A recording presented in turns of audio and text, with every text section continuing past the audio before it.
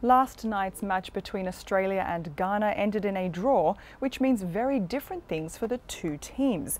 Ghana has moved to the top of Group D, while Australia rests at number 4, as Noni Edwards reports.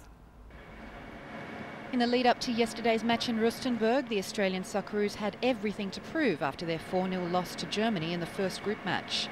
Coach Pim Verbeek was under pressure, as was Australia's starring but injury-prone striker Harry Kewell, who was making his World Cup debut. The Ghanaians could afford a more contemplative lead-up to the match, however, riding high on their victory over Serbia. But they weren't without their own concerns when captain and centre-back John Mensah broke down in training. As fans turned up to Royal Bafokeng Stadium, it was clear Ghana had bagged a lot of Pan-African support. Meanwhile, in Sydney, Aussie fans of all ages were hoping the Socceroos could make up for the previous game's disappointment. Watching from Darling Harbour, supporters didn't have long to wait for some joy. Australia took the lead in the 11th minute with a goal by Brett Holman. But only 14 minutes later, their hopes were dashed, with a red card awarded to Kewell for a deliberate handball on the goal line.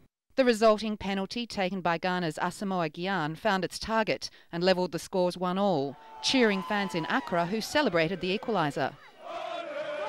With only 10 players on the field for the remaining hour's play, Australia defended any further attack from the Ghanaians, but failed to create any match-winning opportunities. Ghana and Australia, they play well.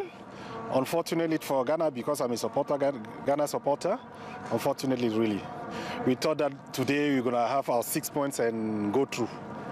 Because the next game with Germany is going to be a tough match, a really tough one. It was a good game. Unfortunately, we got a red card, which was unfortunate, and I think that turned the whole game. But Australia really played well. It was a pity the guy got the red card, and I felt that was a bit unfair. But what can you say? That's part of the game. Yeah, next match we are going to win. Yeah, don't worry. Yes, next we are going to beat Germany 3-0. Australian fans will be hopeful Ghana does beat Germany in the next game by a big enough margin to account for their own deficit to Germany, so Australia can go through on a favourable goal difference. Ghana is sitting pretty at the top of Group D. Noni Edwards, Emirates News.